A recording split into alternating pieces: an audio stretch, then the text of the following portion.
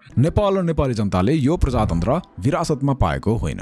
हाम्रो शहीदहरूले डटेर लडेर मरेर ल्याएका हुन्।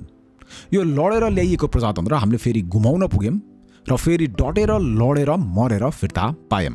अनि राजा र राज संस्था हटाएर नेपाललाई जनताले नै राज गर्ने जनताकै सरकार लिएर आयौं। 50 वर्षमा नेपाल राजदरबारको शासनबाट जनताको शासनमा पुग्यो र अन्तिममा यो देशले राजालाई नै हटायो। यो हुनमा 3वटा मेजर इलेक्सन्सले एकदमै इम्पोर्टेन्ट रोल खेलेको छ।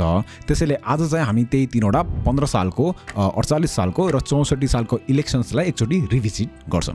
किन? अल्बर्ट आइन्स्टाइनको अनुसार if you want to know the future look at the past. Welcome to the video about the elections that change Nepal..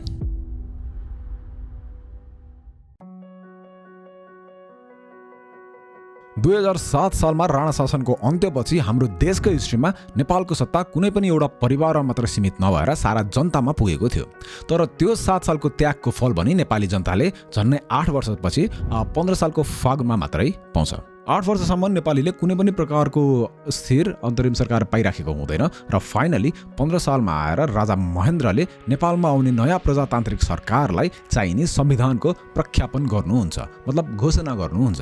र 15 सालको फागुनदेखि धुमधाम इलेक्सन्स हुन्छ जसमा बीपी कोइरालाको लिडरसिपमा रहेको नेपाली कांग्रेसको बहुमतका साथ जित हुन्छ विथ 74 सिट्स। त्यो इलेक्सनमा त्यतिबेला झन्नै 1 करोड जनसङ्ख्या भएको नेपालमा 42 लाख जना यो इलेक्सनमा भाग लिन अथवा भोट हाल्न योग्य हुन्छन् र त्यसमध्ये 17,91,381 जनाले मात्र यो इलेक्सनमा भोट हाल्छन्। यानि कि अराउन्ड 16 देखि 17% नेपालीले 7 सालमा प्रजातन्त्र लिएर आउनको लागि हेल्प गरेका नेपाली कांग्रेस र विश्वेश्वर प्रसाद कोइरालालाई यो इलेक्सनमा मेजोरिटीका साथ जिताउँछन्।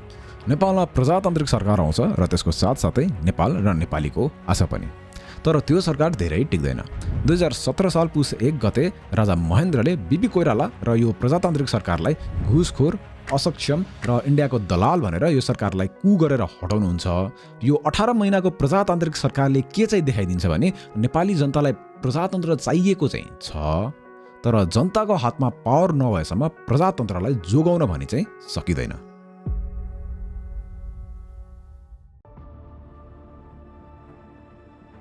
History repeats yet again.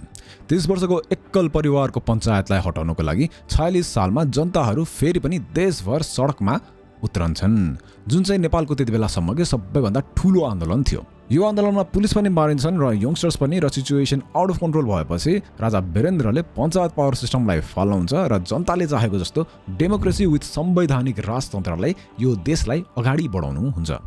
2048 साल वैशाख 29 गते फेरि पनि चुनाव हुन्छ। जनताले चुनेका लिडरहरूले अब यो देशलाई लिड गर्नेवाला थिए। यो इलेक्सन्समा नेपालको 1 करोड 84 लाख जनसङ्ख्या मध्ये 1 करोड 11 लाख जना यो इलेक्सनमा भाग लिन योग्य हुन्छन् र तीमध्ये 72,91,000ले मात्र भोट हाल्छन्।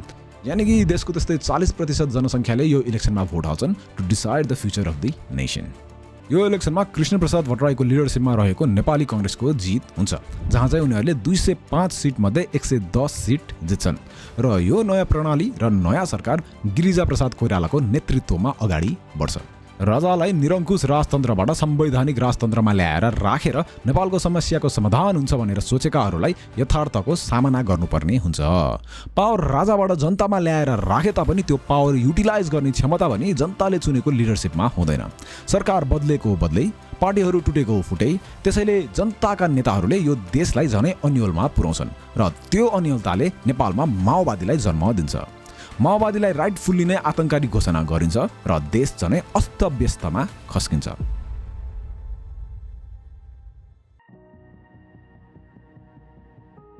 नेपाललाई यो 10 वर्षीय जनयुद्धले खोक्रो नै बनाउँछ। देशको सिक्युरिटी खस्किएको हुन्छ, हजारौंको संख्यामा देशवासीहरू मारिएका हुन्छन्, देशको पूर्वाधारहरू नष्ट भइराखेका हुन्छन् र यही बीचमा राजा ज्ञानेन्द्रले आफ्नो बुवाले जसरी नै नेपालको सत्तालाई आफ्नो मुठ्ठीमा अट्ठाउन खोज्नुहुन्छ, तर समय एउटै थिएन। राजाले त्यो कदम चाल्नु भएपछि नेपालको सबै पोलिटिकल पार्टिजहरू एकजुट हुन्छन् र फेरि निरङ्कुश राजा र त्यो संस्थाको अगेन्स्ट सडकमा उत्रन्छन् विथ लाखौं जनता। यो जनआन्दोलनले राजाको त्यो कुर्सीलाई नै हल्लाइदिन्छ र राजा ज्ञानेन्द्रले आफ्नो गद्दी छोड्नु बाहेक अरू केही बाटो बाँकी रहँदैन।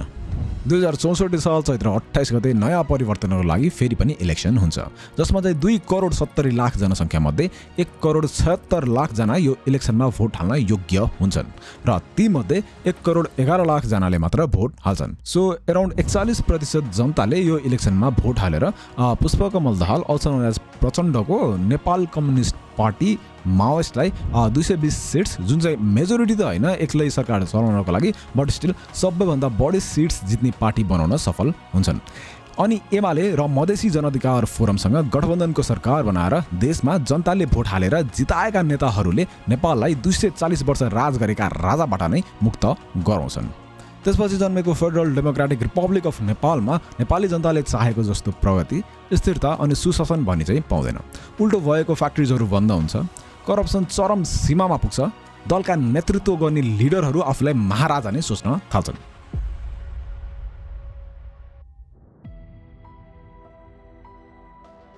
दुई 2015 सालको इलेक्सन्सले नेपाललाई राणा शासनबाट मुक्त दिएर प्रजातन्त्रको भाव महसुस गराउन सफल भएको थियो।